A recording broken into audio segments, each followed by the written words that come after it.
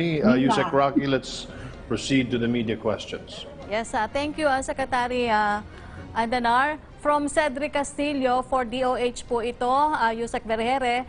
Kumusta po daw yung monitoring ng DOH sa non-COVID o karaniwang trangkaso tuwing malamig ang panahon at paano po malalaman ng isang may sakit kung ordinary flu lamang ang nararamdaman o dapat na po ba niyang i-assume na COVID ito at magpa-test na agad?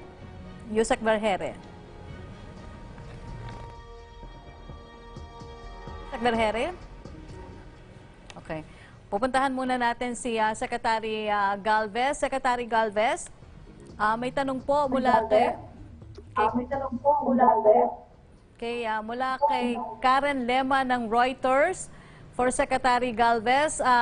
Brazil daw po now says Sinovac vaccine's efficacy is just 50% and it previously had higher rate of 78% because it did not include the very mild patients. Will this data make the Philippines reconsider purchase deals? None of the volunteers daw po who got the vaccine had to be hospitalized. Is that good enough? And how will the government plan to communicate it with the public as they now need to vaccinate far more people to reach herd immunity with the less effective vaccine? Hintayin po natin yung official pronouncement po ng ating mga vaccine expert panel.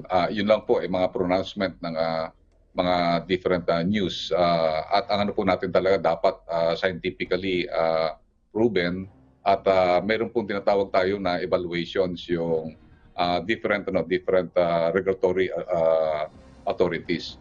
Ang inano po natin, tinitingnan po natin talaga yung mga vaccine po nito ginagamit na po ito sa mga bansa na pinanggalingan. Nakita natin yung Sinovac, it's being used dito sa China. Ang kanyang EUA po ay for use for tinatawag natin na mga vulnerable at saka mga elderly. So kaya po natin ginawa ng Sinovac dahil para at least bigyan po natin ng yung mga sector na talagang vulnerable at saka yung mga elderly. So each vaccine may mga different po yan, may different characteristics at may mga different benefits. So kaya po namin kinukuha yung mga vaccine po na to na sineselect. Ito po ay mga na-pre-ordered na po sa Kaya po namin napili ang Sinovac dahil po medyo mura po ito. Pangalawa, gagamitin po ito sa Singapore at Turkey at saka sa Indonesia. Ang Malaysia po ay gumagawa ng manufacturing capacity ng Sinovac at gagamitin rin po itong Sinovac dito po sa Brazil at saka sa Egypt. Kung ito po ay gagamitin ng mga advanced countries na katulad ng Singapore, ay palagay po natin na nakita natin na ito ay talagang effective at efficient. Opo. Balikan po natin si Yusek Vergere para po sa tanong ni Cedric Castillo. Yusek Vergere, kumusta daw po ang monitoring ng Department of Health doon sa non-COVID o karaniwang trangkaso tuwing malamig ang panahon? Paano po malalaman pag may sakit o ordinary flu lamang yung nararamdaman? Kasi pag gano'n nakaramdam, Digimon, kailangan ba na COVID na to o kailangan magpa-test ako? Yusek Vergere? Yes, ma'am. Yes, Yusek Rocky, no? So, kailangan lang ho tayo talagang maging vigilant at this point in time. Alam po natin na marami pong sakit that may mimic the symptoms of COVID-19, no? Kasi parang ordinaryong trangkaso lang minsan ang ating mararamdaman. So, kailangan lang ho talagang i-monitor ang sarili kung sakasakaling nakakaranas na po tayo ng mga ganitong simptomas. Pinakamaganda na po na mag-quarantine muna tayo or lumayo muna tayo, no? Mag-isolate tayo from the rest of our family. Always wear the mask, and pwede naman ho ang telemedicine para makapagkonsulta tayo sa ating mga physicians para malaman lang po natin kung ano ang dapat nating gawin pagkatapos natin makapag-isolate. Okay.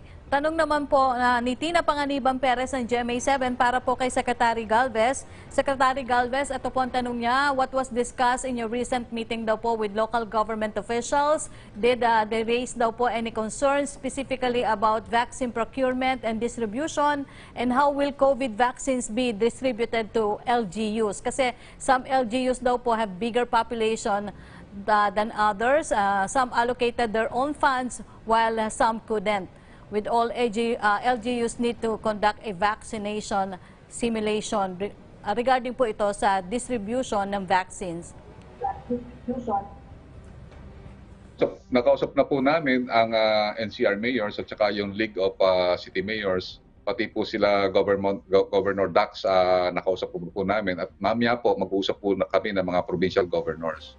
Pinag-uusapan po namin yung details po ng preparation po natin sa pag-vaccinate. Sinasabi nga natin na ang mga LGUs, being the grassroots implementer ng vaccination, kailangan po magkaroon sila ng early preparation. So, inalam po namin at binigay po namin sa kanila yung mga 7 areas na dapat nila i-prepare. Katulad ng mag-prepare sila ng master list ng mga maibabaccinate, at the same time mga master list ng mga vaccination centers.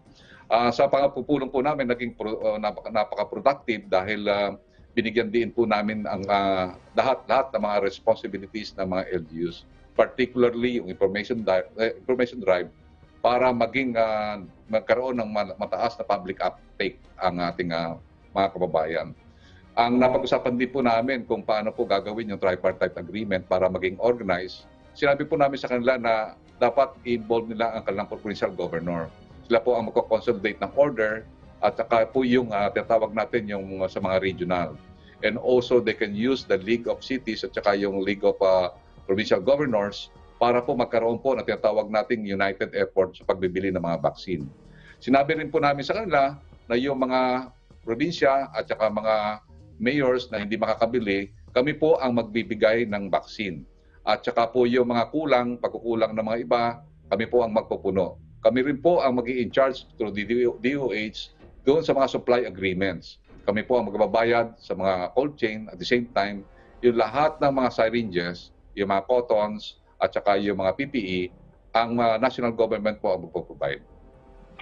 May tanong pa rin po si Marisol Halili, Secretary Galvez.